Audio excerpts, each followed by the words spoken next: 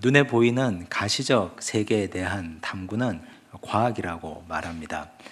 과학적 세상에서 우리가 살아가면서 내가 때로는 절대적 진리라고 믿었던 것들이 가끔씩 뒤집어지는 것을 경험하고 느낄 때가 있습니다. 대표적인 것이 천동설에서 지동설로 바뀌어진 것입니다. 고대 세계관적 사고에서 사람들은 태양이 지구 주위를 돈다고 믿었습니다. 그런 사고방식을 가지고 있었던 사람들의 삶은 바다를 굉장히 두려워했습니다. 망망대해 바다에 배를 띄우고 그 배를 타고 끝까지 가다 보면 언젠가는 낭떠러지를 만나게 될 것이고, 그 낭떠러지 끝에 떨어지면 그곳이 바로 지옥이라고 믿었습니다. 그래서 사람들은 바다에서 배 타고 멀리 가기를 주저했습니다. 그런데 그런 삶이 1543년을 기점으로 완전히 뒤집어지게 됩니다. 코페르니쿠스가 천구의 회전에 대하여라는 책을 발간했기 때문입니다. 그는 자신이 죽기 전에 그 책을 발간합니다. 물론 그가 젊어서 지동설을 확신하고 있었지만 그 당시 캐톨릭 세계관에서 그 책을 내었다가는 목숨이 온전치 않은 걸 알고 있었기 때문에 계속해서 묵혀두고 기다리고 있다가 세상을 떠나기 직전에 그 책을 출간합니다. 하지만 그 책의 영향력은 미미했습니다. 사람들이 귀담아 듣지 않았기 때문입니다. 그러다가 1609년에 천재과학자 갈릴레오 갈릴레이가 이제 코페르니쿠스의 이론이 정당했음을 실험으로 입증해냅니다. 세상이 발칵 뒤집혔습니다. 1632년 결국 갈릴레이는 종교재판을 받습니다. 법정에 서서 캐톨릭 그들의 종교 권력에 의해서 무차별적으로 폭격을 받습니다. 그리고 그는 자신의 소신을 굽히게 됩니다. 하지만 지동설이 천동설로 다시 돌아갈 수는 없는 일이었습니다. 과학적으로 이미 입증된 사실이었기 때문입니다. 고대 세계관들을 가지고 있었던 사람들의 삶의 방식과 그들의 지평이 완전히 뒤바뀌는 순간이었습니다. 빛에 대한 이론도 역시 마찬가지입니다. 사람들은 뉴턴과 아인슈타인을 거치면서 빛은 입자라고 믿었습니다. 작은 알갱이가 빛이라고 생각했습니다. 하지만 현대과학으로 오면서 빛은 파동도 가지고 있다고 사람들은 발견합니다. 닐스 보어 같은 과학자들이 대표적인 사람입니다. 닐스 보어는 이렇게 얘기합니다. 빛은 입자와 파동으로 되어 있다. 이른바 두 가지가 상호 보완적이다. 상보성의 원리를 주장하고 있습니다. 그 상보성의 원리는 현대 물리학, 양자 물리학의 뿌리가 되고 근간이 되었습니다. 사람들은 이렇게 자기가 절대적인 진리와 가치라고 여겼던 것들이 하루아침에 무너지고 바뀌어지는 걸 보면서 당혹감을 느끼고 굉장히 힘겨워합니다. 간단한 예를 들면 고대 시대 사람들은 이 손가락 10개를 가지고 수를 셌습니다. 그런데 종이가 발명되고 필기구가 발명되고 나서는 종이에 수를 쓰면서 계산을 합니다. 세월이 조금 더 지나면서 주판으로 계산을 합니다. 조금 더 세월이 지나며 간단한 전자계산기가 발명됩니다. 조금 더 현대화되면서 컴퓨터로 계산을 하기 시작합니다. 요즘 우리 시대는 컴퓨터가 우리 손안에 들어와 있습니다. 그런 세상을 살면서 내가 지금까지 절대 가치로 믿었던 것들이 과연 신뢰할 만한 것인가 하는 생각을 하지 않을 수가 없습니다. 너무 급속도로 변하는 이 세상에서 나는 어디에 뿌리를 두고 어디에 내 지평을 잡아야 할 것인가, 그런 고민을 사람들은 모두가 하고 있는 것입니다. 신앙의 영역으로 옮겨오면 우리는 다 신앙인들인데 믿음 있는 사람들은 절대불변의 가치가 어디에 있다고 생각하십니까? 눈에 보이는 것들은 하루아침에도 12번도 더 바뀝니다.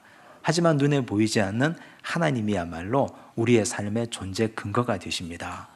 하나님은 눈에 보이지 않지만 하나님이야말로 영원토록 불변하신 우리의 창조주이시고 구원주이시고 장차 오실 우리 예수님을 보내시는 하나님 아버지이심을 오늘 이 말씀을 통해서 우리는 다시 한번 고백하게 될 것입니다.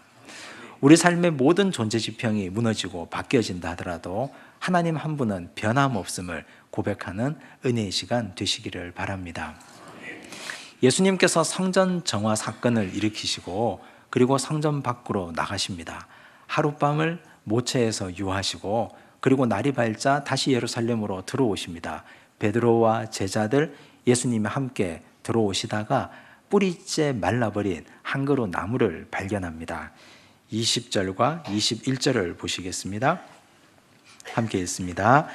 그들이 아침에 지나갈 때에 무화과 나무가 뿌리째 마른 것을 보고 베드로가 생각이 나서 여짜오되 랍비여 보소서 저주하신 무화과 나무가 말랐나이다. 예수님께서 며칠 전에 잎만 무성하고 열매가 하나도 없었던 무화과 나무를 저주하셨습니다. 그런데 그 무화과 나무가 며칠 지나지 않았는데 뿌리부터 완전히 말라서 볼 수 없게 되었습니다. 베드로와 제자들은 깜짝 놀랐습니다. 예수님께 말합니다. 보소서, 예수님 당신이 저주하신 무화과 나무가 이렇게 말라버렸습니다. 그런데 이것은 그렇게 호들갑 떨 일도 아닙니다. 왜냐하면 무화과 나무가 곧 성전이기 때문입니다. 잎만 무성하고 열매 없는 무화과 나무가 마른 것은 하나님의 성전이 이렇게 보기에는 멀쩡한데 속이 골마있고 썩어 있으면 시간이 지나지 않아서 곧 말라 비틀어지고 파괴될 것을 예수님이 예언하신 것입니다. 이것은 예수님의 선취적 예언입니다. 이제 얼마 지나지 않아서 AD 70년이 되면 로마의 장군 티투스가 들어와서 성전을 돌 하나도 도리에 남기지 않고 모두 파괴하는 사건이 곧 다가오게 됩니다. 지금도 성지에 가면 파괴된 성전 그대로 있습니다. 성전은 다 무너져 내렸고 서쪽 성전 벽만 남아 있습니다. 이른바 통곡의 벽입니다. 그렇게 통곡의 벽 하나만 남아 있고 성전이 다 무너져 내렸습니다. 무화과 나무가 뿌리째 마른 것처럼 성전이 온전히 다 파괴되고 다 쓰러져 버리고 없을 것이라고 주님이 말씀하신 것입니다. 유대인들에게 성전은 어떤 곳입니까? 태어나자마자 난지 8일 만에 나와서 성전에서 할례를 받습니다. 철이 들고 나서부터 1년에 3번씩 성전에 와서 유월절 그리고 그 외에 여러 명절에 제사를 드리고 하나님께 예배드립니다. 예수님도 어린 시절 성전 중심으로 사셨습니다. 나라를 잃고 성전이 파괴되고 그들은 바벨론 포로로 잡혀갔습니다. 70년 동안 포로 생활이 끝나고 돌아와서 가장 먼저 한 것이 성전을 재건한 일이었습니다. 스룹바벨과 예수아와 스가랴와 학개 선지자가 함께 한 마음이 되어서 성전을 재건했습니다. 가장 먼저 한 것이 학사에스라는 성전에서 하나님의 말씀을 가르쳤습니다. 나라가 망한 이후에 흩어져 살아갔던 디아스포라 유대인들은 1년에 3번 성전에 올라와서 순례하는 것이 그들의 삶의 가장 훌륭한 믿음의 고백이라고 여기고 살았습니다. 그만큼 그들에게는 성전은 뗄래야 뗄 수 없는 곳이었습니다. 가장 사랑하고 가장 기뻐하고 그들의 삶의 존재 근원이고 존재 지평이었습니다. 그런데 이 성전이 이제는 타락했습니다. 타락한 성전이지만 그러나 그들은 떠날 수가 없었습니다. 유대 종교 권력가들이 그곳에서 물건을 사고 팔고 짐승을 사고 팔고 돈을 바꾸고 거기에서 뒷돈을 받아서 누리고 있었지만 하지만 그들은 떠날 수가 없었습니다. 그 성전이 그들의 삶의 전부였기 때문입니다.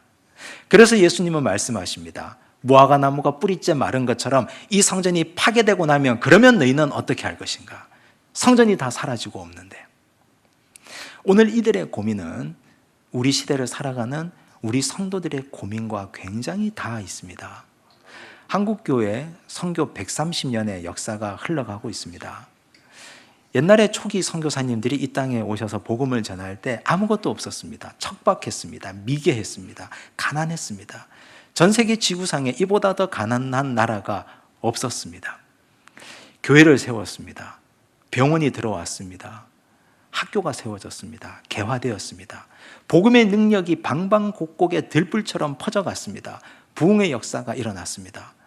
교회가 날로 번창해 갔습니다. 한국전쟁을 겪으면서도 교회의 부흥의 불길은 사그라들지 않았습니다. 이제 교회가 방방곡곡에 넘쳐납니다. 신학교가 호황을 누립니다. 목회자가 양산되었습니다. 어떤 동네들은 교회가 커피숍보다도 많을 정도가 되었습니다. 그런데 부작용도 생겼습니다. 교회가 타락하기 시작합니다. 교회 공동체 안에 사람들이 몰려들고 권력가들이 몰려들면서 돈이 쌓이기 시작했습니다. 교회가 병들기 시작했습니다. 하나님의 말씀을 받아서 전하는 사명자로서의 목회자가 아니라 직업인으로서의 종교인들이 교회를 목회하기 시작합니다. 병들기 시작했습니다. 이런 현상을 바라보면서 성도들은 크게 두 가지 부류로 나눕니다. 첫 번째 부류는 교회를 떠나는 것입니다. 이런 교회에 내가 있을 이유가 무엇인가? 예수님의 말씀과 전혀 다른 교회, 내가 왜 살아야 되는가? 교회를 떠납니다. 이른바 가나안 성도들이 곳곳에 넘쳐나게 되었습니다. 두 번째 부류입니다. 나는 교회를 죽어도 떠날 수 없다. 내가 어릴 때부터 내 삶의 터전으로 삼았던 이 교회를 내가 어떻게 떠날 것인가? 나는 절대로 교회를 떠날 수 없다. 죽더라도 교회와 함께 죽어야 되겠다. 이 두 부류가 함께 공존하고 있습니다. 그런데 문제는 두 부류의 성도들 모두가 다 행복하지 않다는 것입니다. 떠났으면 행복해야 되는데, 박차고 나갔으면 마음이 기뻐야 되는데 불행합니다. 마음 한구석이 항상 아리고 쓰려옵니다. 기쁘지 않습니다. 남아있는 성도도 기쁘지 않습니다. 여기에 남아서 교회를 지키며 어떻게든 개혁해 보려고 하는데 힘에 겹습니다. 어떻게 해야 될지 길을 잃었습니다. 두 부류 다 행복하지 않습니다. 왜 그럴까요? 떠났으면 행복하고 남아도 행복해야 되는데 두 부류 다 행복하지 않은 이유가 무엇일까요? 그 속을 깊이 들여다보면 우리 믿음의 뿌리까지 들어갑니다. 내 믿음의 뿌리가 어디에 기초하고 있는가? 교회의 뿌리를 내리고 있었는가? 하나님께 뿌리를 내리고 있었는가? 사람들은 착각하는 사람들이 굉장히 많습니다. 교회 생활을 잘하면 믿음이 좋다고 생각하는 사람들입니다. 교회가 부흥하고 성장하고 성도들이 많이 모이고 예배당이 넓어져 가고 교회 땅이 넓어져 가면 그러면 나도 덩달아서 믿음이 높아지고 기뻐지고 하나님이 내 믿음도 긍휼하게 여기시고 기쁘게 여기실 것이라고 생각합니다. 착각입니다. 착시 현상입니다. 교회가 사람이 많아지고 교회가 부흥하는 것하고 내 믿음이 더 깊어지고 내가 하나님과 더 밀접한 관계를 맺는 것하고 무슨 상관이 있습니까? 그건 착각일 뿐입니다. 한국 교회가 이렇게 불일듯 일어났는데 성도들은 모두가 나도 교회가 성장하는 것만큼 내 믿음도 성장한다고 생각했는데 그건 착각이었습니다. 지금 이 마당에 와서 교회가 흔들리고 있는 이 마당에 와서 살펴보니 이제 그것이 진실임이 드러났습니다. 우리는 교회의 뿌리를 두고 있어야 될 것이 아니고 하나님께 뿌리를 두고 있어야 되는 존재입니다. 그래서 예수님께서 이런 유대인들, 이 썩어 빠진 성전에 뿌리를 두고 있었는데 이제 이 성전이 이제 완전히 무너져 내리고 나면 그때 너희는 어떻게 하겠느냐? 이 질문을 하시면서 하나님이 예수님을 통해서 한 가지 방향을 주십니다. 그 방향은 절대불변의 방향입니다. 22절을 보시겠습니다. 함께 읽습니다. 예수께서 그들에게 대답하여 이르시되 하나님을 믿으라. 하나님을 믿으라. 너무나 당연한 말씀 아닙니까? 하나님을 믿으라. 그런데 이 말이 주는 의미가 굉장히 깊이가 있습니다. 성전을 믿지 말고 하나님을 믿으라. 썩어 빠진 성전에 너희의 믿음의 뿌리를 두지 말고 하나님의 말씀 앞에 너희의 뿌리를 두라 하는 그 말씀입니다. 너희들 종교 권력가들이 성전에서 물건을 사고 팔고 돈을 바꾸고 짐승을 사고 파는 이 성전에 너희의 믿음의 뿌리를 두고 상처받았다고 말하지 마라. 사람은 원래가 타락한 존재들이다. 성전에 뿌리 두지 마라. 하나님의 말씀에 뿌리를 두라 말씀하셨습니다. 오늘은 우리 교회가 창립된 지 63주년을 기념하는 기념주일입니다. 이 자리 이 땅에 우리 양산중앙교회가 세워지고 63년의 시간이 흘렀습니다. 수십 년 동안 우리 교회에서 신앙생활을 하는 분들도 계시고 비교적 최근에 우리 교회에 몸을 담은 분도 계십니다. 모두가 다 이 63주년 기념주일을 맞이하는 저마다의 감동과 생각이 다를 것입니다. 하지만 분명한 사실은 교회에 우리의 신앙의 뿌리를 두고 있으면 안 된다는 사실입니다. 이 교회가 우리에게 어떤 의미입니까?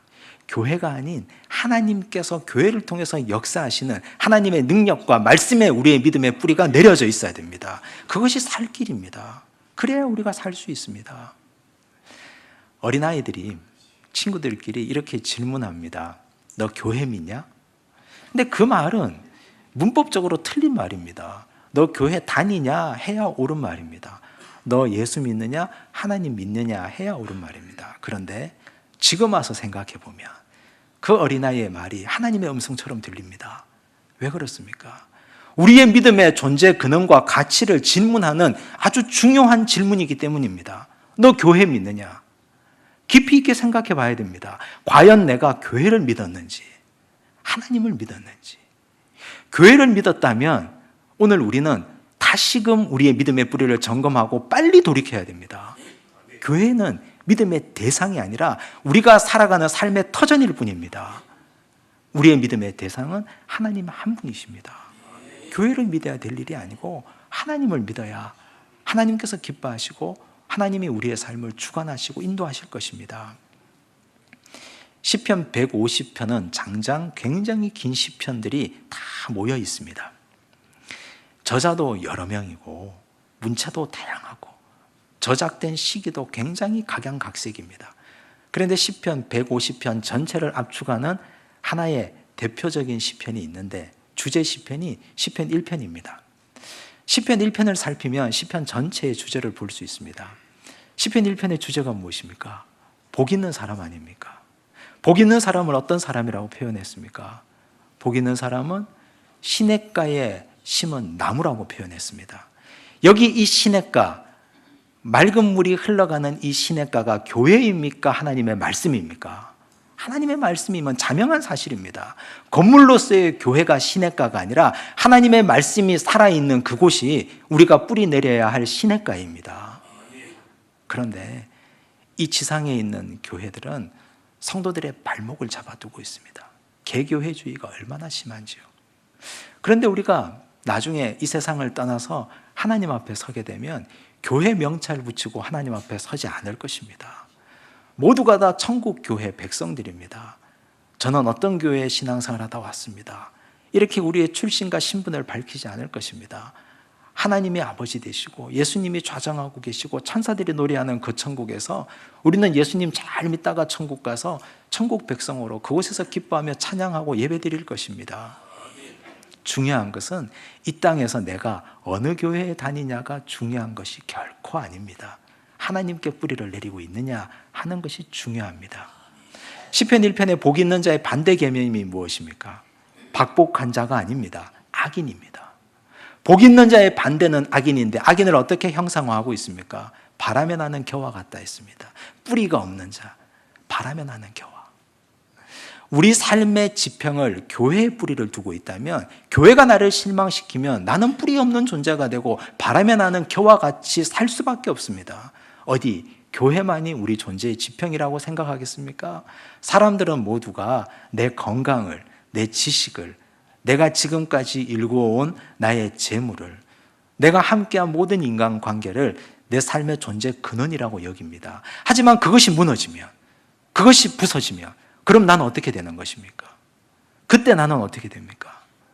보이는 것을 존재 지평으로 삼고 사는 건 굉장히 위험한 일입니다. 하나님을 믿으라. 이 말씀은 오늘 우리에게 주는 하나님의 귀중한 능력의 말씀이고 은혜의 말씀입니다. 하나님을 믿는 자의 세 가지 특징을 이어서 말씀합니다. 23절을 보십시오. 함께 읽습니다.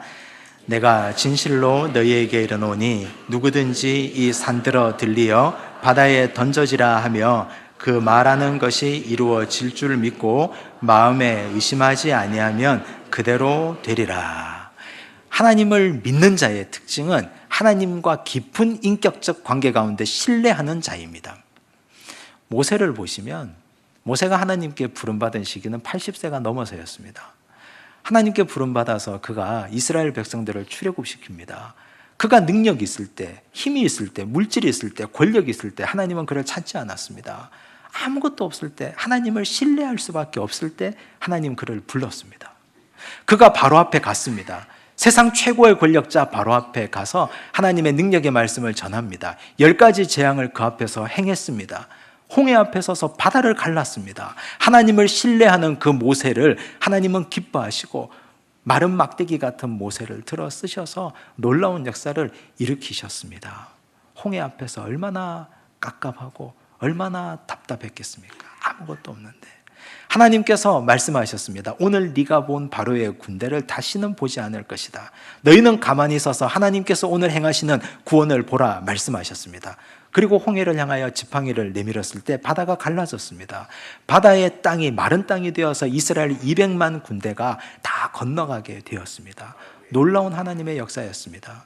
모세는 그때 성전도 없었던 시절이고 성막도 없었던 시절입니다. 성전에 가서 기도해서 이루어낸 역사가 아닙니다. 하나님과 인격적인 1대1의 관계 가운데서 각별한 믿음 가운데서만 일어난 역사였습니다. 이 놀라운 역사가 오늘 우리 인생 가운데도 함께 만들어 가시기를 간절히 바랍니다. 24절을 보시겠습니다. 함께 읽습니다. 그러므로 내가 너희에게 말하노니 무엇이든지 기도하고 구하는 것은 받은 줄로 믿으라. 그리하면 너희에게 그대로 되리라. 하나님을 믿는 자의 두 번째 특징입니다. 기도 응답의 역사를 매일 경험한다고 말씀하십니다. 네 가지 동사가 나오는데 기도하다, 구하다, 믿다라는 이 세 가지 동사는 다 현재형으로 되어 있습니다. 그런데 특이하게도 받다라는 동사는 단순 과거 시제로 되어 있습니다. 무슨 말입니까? 지금 나는 기도하고 있습니다.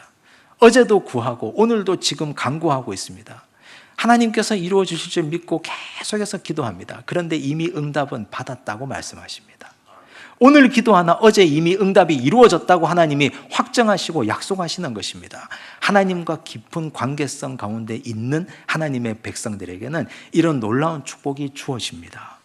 우리가 기도하는데 기도하려고 마음먹었던 그 순간부터 하나님은 이미 우리의 기도를 응답하시고 들어주셨고 함께 하시고 책임지신다고 약속하셨습니다.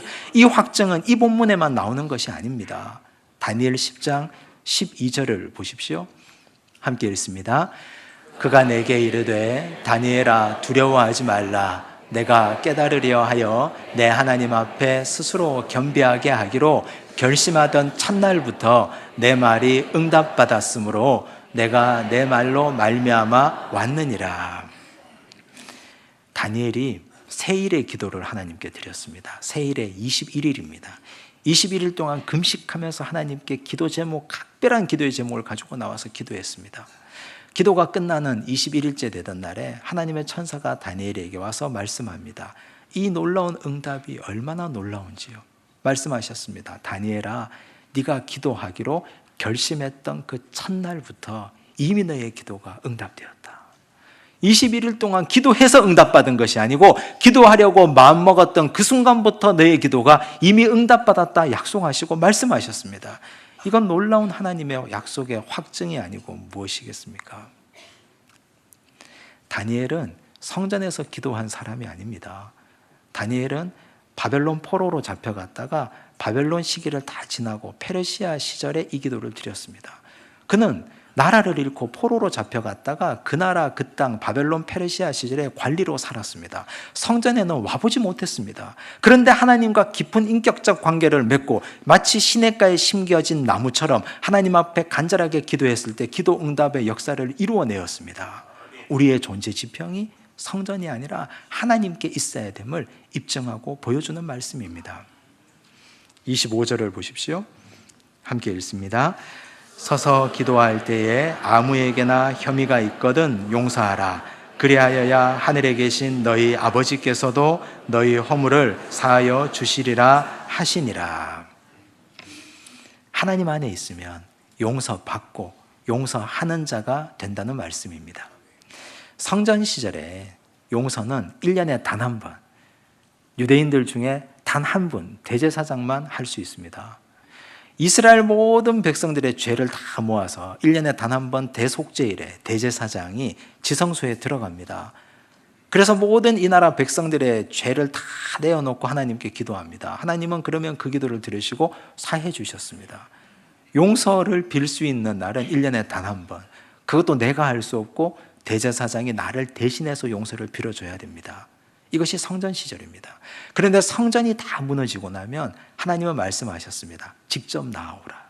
내가 너의 기도를 들을 테니 너가 어떤 잘못을 저질렀든지 나에게 회개하면 하루에 12번이라도 너 죄를 사해 주마. 말씀하셨습니다. 이 얼마나 놀라운 축복입니까? 성전 시절에 잊지 못했던 하나님의 용서와 사죄의 축복이 성전이 파괴된 이후에 더 크게, 더 깊게, 더 넓게, 더 놀랍게 부어진다는 하나님의 약속이었습니다. 성전은 우리의 삶의 믿음의 근거가 되지 못합니다. 교회를 통해서 하나님이 역사하실 뿐이지, 교회는 하나님을 대체할 수 있는 공간이 아닙니다. 우리는 교회를 믿어야 될 것이 아니라 하나님을 믿어야 됩니다. 하나님을 신뢰하는 자의 특징은 하나님과 깊은 믿음의 인과관계를 형성하고, 기도하는 건 다 응답받을 줄로 믿고, 용서하고 용서받는 자, 그런 자가 하나님과 깊은 관계를 맺는 사람입니다. 이 말씀을 꼭 기억하시고 앞으로 우리 인생에 하나님을 신뢰하고 하나님 한 분 붙잡고 걸어가시는 믿음의 백성 되시기를 간절히 바랍니다. 기도하겠습니다. 하나님 아버지, 감사합니다. 교회를 믿지 않고 하나님을 믿게 하여 주옵소서. 타락하고 연약하고 죄 많은 인간들이 모여서 살아가는 교회 공동체에 여러 가지 부조리와 문제들이 많이 일어납니다. 그럼에도 불구하고 우리는 하나님을 신뢰하고 하나님의 말씀에 깊이 뿌리 내리게 하여 주옵소서. 시냇가에 심은 나무가 시절을 따라 과실을 맺는 것처럼 주여, 우리 인생에도 많은 열매 맺는 무화과 나무가 되도록 축복하여 주옵소서. 하나님과 깊은 관계를 맺으며 어떤 말씀이든 주 안에서 이루어질 것을 신뢰하는 자 되도록 도우시고, 우리가 기도한 것 이미 응답받으며 나아가도록 축복하여 주시며, 주님 안에서 용서받고 우리에게 죄 지은 자 용서하는 믿음의 백성으로 살아가게 하여 주시옵소서. 모든 말씀 예수님 이름으로 기도드리옵나이다. 아멘.